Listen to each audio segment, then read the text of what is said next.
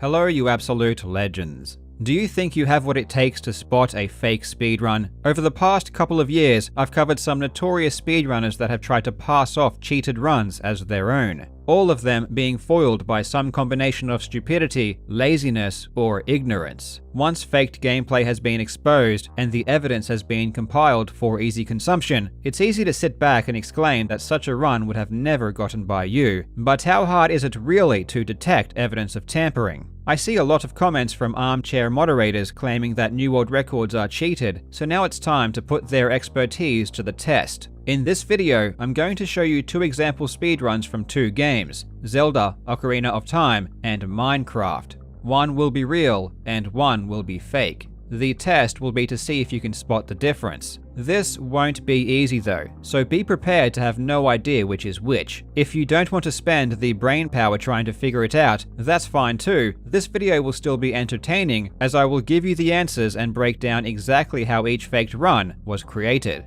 For those who do want to take a deep dive into each example, I'll put the raw video and files in the description. I hope you enjoy. Now legends, before we go on, there is something very important I want to talk about. Just because we are huge nerds, that doesn't mean we don't get laid, which is why it is super important that you are grooming. And today's video sponsor, Manscaped, has everything you need to look your best. I strongly recommend the Performance Package. It comes with the absolute essentials, the lawnmower and weed whacker. These two weapons will trim unsightly hair in all of the most important areas: the nose, the ears, and of course, below the waist. It also comes with a ball toner and deodorant. Yes, a ball deodorant. Just take my word for it. Partners want men to groom, and happy partners will treat you better. By clicking my link in the description, you'll receive 20% off, free international shipping, and 2 free gifts. Again, just click the link in the description. The Legend of Zelda: Ocarina of Time is one of the most iconic speedrunning games of all time. For many years, it was even the most popular. Some of the most influential speedruns ever stemmed from this game. You can't talk about classic runs without mentioning Narcissa Wright's 1810, or her run during AGDQ in 2012. These definitely took speedrunning to the next level in terms of popularity. But even 15 years ago, Ocarina of Time speedruns were turning heads everywhere. A perfect example of this is an MTV article from 2005 about a player known as TSA. TSA was the first Ocarina of Time speedrunner. In 2003, he claimed a run of 6 hours and 45 minutes, which at the time was out of this world. I remember sinking dozens of hours into completing the game, so the thought of doing it in a single setting was pretty crazy. Back then, speedruns of longer games like this were almost unheard of, so this obviously attracted a lot of attention. You can tell from this ancient article that speedrunning at the time was a real novelty. It proclaims that TSA spends a whopping 3 weeks training for a speedrun, which is but a sliver of what players these days sink into preparation. I remember downloading one of TSA's speedruns back then and doing something I would never do today, watching a 5-hour speedrun from start to finish. But it truly was a spectacle. TSA was a pioneer and a legend, which is why it was pretty shocking when many of his speedruns were found to have been spliced. Of all of the various cheating methods that players have used over the years, splicing is probably the most common. It's incredibly difficult to play a 5-hour speedrun in one sitting without game-ending mistakes, so cheaters will play individual segments separately and then edit them together. There actually exists a separate category for this, which is called segmented speedruns, and if the runs were labeled as such, no one would care. But these segmented runs don't have the shock value of a full run, and aren't nearly as popular. TSA's splicing was poor, to say the least. I'm about to show you a clip from one of his runs, and listen carefully to the music, which should be continuous through the change of location.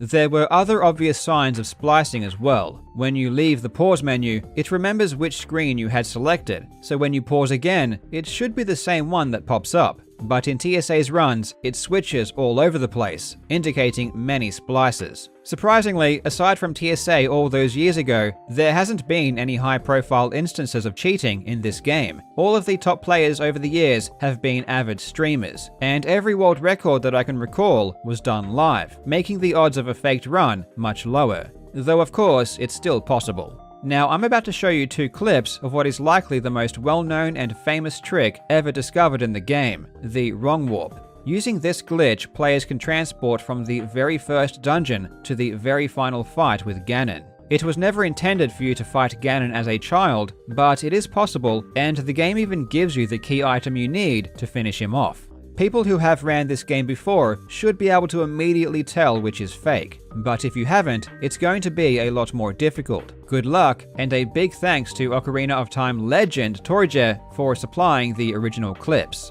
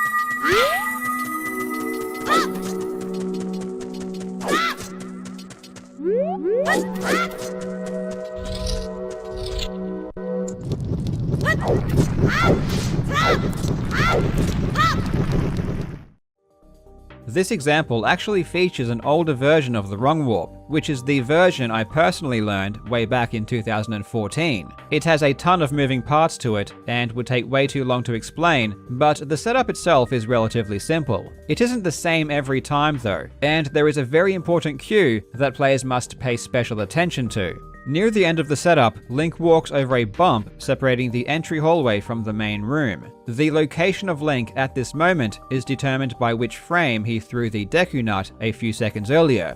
There are 5 possible frames that work, and each different frame requires a specific setup in order to work. In example 1, Link crosses in this location, which correlates to frame 2. In example 2, he crosses up against the closest wall. This correlates to frame 1. But both clips do exactly the same setup before going through the door. This makes it clear that one of the warps should have failed, and therefore is obviously spliced. I think my splice was pretty good, and if you compare the audio spectrograms, it doesn't seem to give anything away. But honestly, you don't need to examine this too deeply. A speedrunner should be able to immediately see that one of these clips isn't possible. To test this out, I showed the 2 clips to Ocarina of Time world record holder Richard Sage, and this is what he had to say.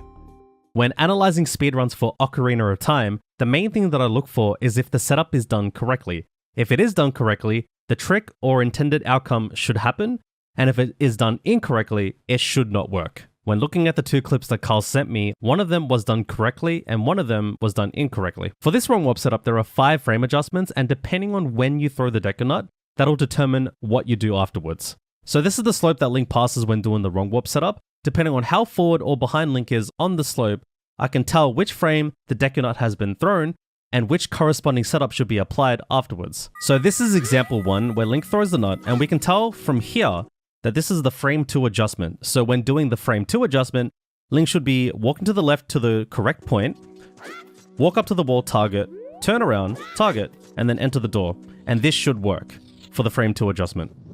Now this is the second example. As we can see, Link has thrown the nut and gone to the left. Based upon where Link is on the slope, we can tell that this is the first frame adjustment, which has its own setup. But when looking at this clip, Link goes ahead and does this frame 2 setup. So this should not work. And from what I can see, this would be the fake one. Of course, he was absolutely correct. The first example used the correct setup based on Link's position, and therefore, example number 2 was the fake speedrun. Even though Minecraft speedrunning has only really been in the spotlight for a very short time, it has already spawned a couple of the most well-known instances of cheating in history. Of course, everyone knows what happened with Dream, but who can forget Jerem? An unknown runner with a basically non-existent social media blueprint that became infamous on YouTube for crafting a fake speedrun. A video on the subject by the creator Xiphon received 11 million views. It just goes to show how powerful the popularity of Minecraft is at the moment. An unknown runner posting an obviously fake run can just blow up on YouTube. If there was ever a cautionary tale, this is it. If you don't want to be exposed in front of millions of people, don't try to fake a speedrun. I know some speedrunners think exposed videos aren't good for the niche, but there is definitely a case to be made for the good they do in dissuading people from even considering cheating as an option, especially if they have hopes of becoming a content creator later on.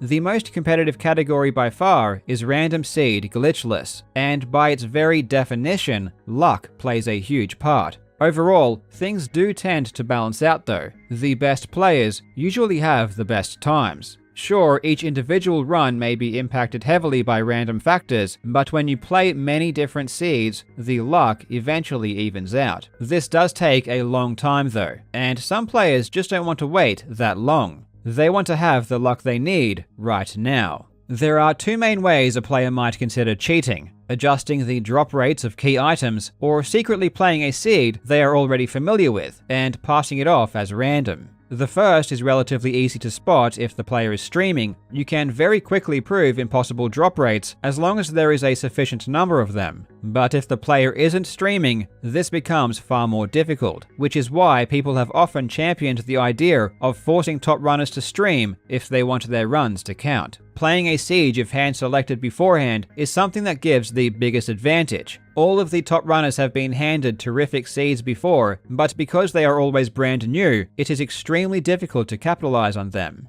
Not only do you need to see and identify everything without hesitation, but you also need to get lucky with drops. Blaze rods, ender pearls, and obsidian are all necessary for modern strategies.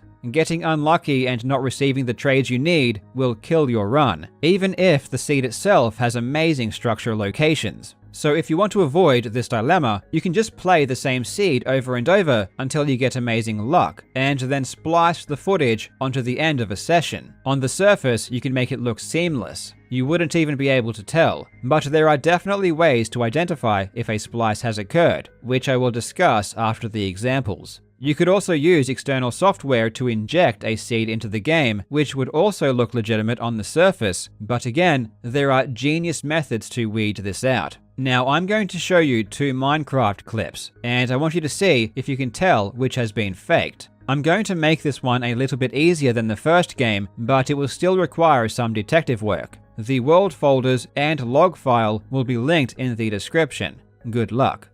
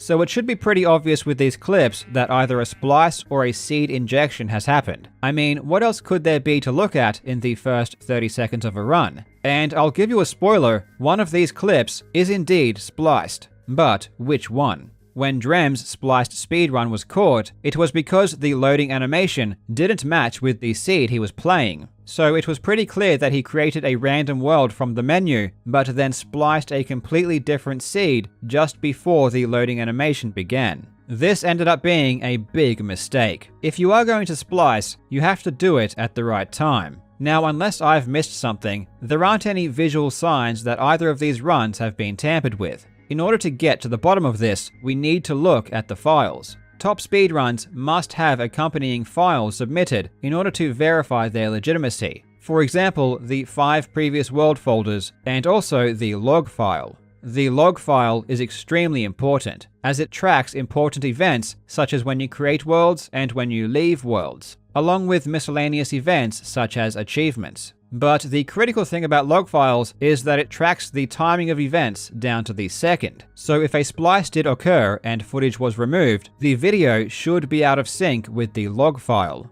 I'm going to jump over to example 2 first. According to that log file, I left the previous world at 2:02:18, and 6 seconds later, a new server was created at 2:02:24. So let's compare that with the video.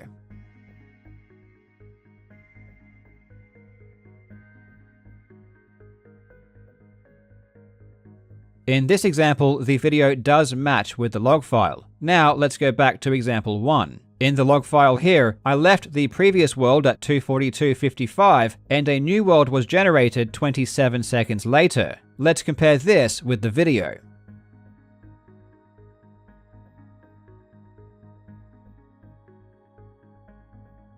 In the video, it shows that only 4 seconds have passed, which means there is a discrepancy of around 23 seconds. Obviously, 23 seconds of footage has been removed. Therefore, we can confidently ascertain that example number 1 is the fake speedrun. These 23 seconds of missing footage hold the key, and it's in these 23 seconds that I entered a previously known seed. I won't go into specific details about how the splice was done, but it was a little bit trickier than I thought it would be. I sent the examples to a Minecraft moderator who was able to spot the discrepancy very quickly. If I wanted to make this more difficult, I could have entered the seed quicker and then pasted in some more menu time to make the log match up with the video. But even then, there are further checks mods will do to spot the splice, which of course I won't give away here. So how did you go? Were you able to spot the fake speedrun? Please let me know in the comments. A big thanks to Richard Sage for coming on and sharing his expertise. You can follow him on Twitch, the link will be in the description. As always, thank you so much for watching, you legends. I hope you are having a fantastic day, and I will see you in the next video.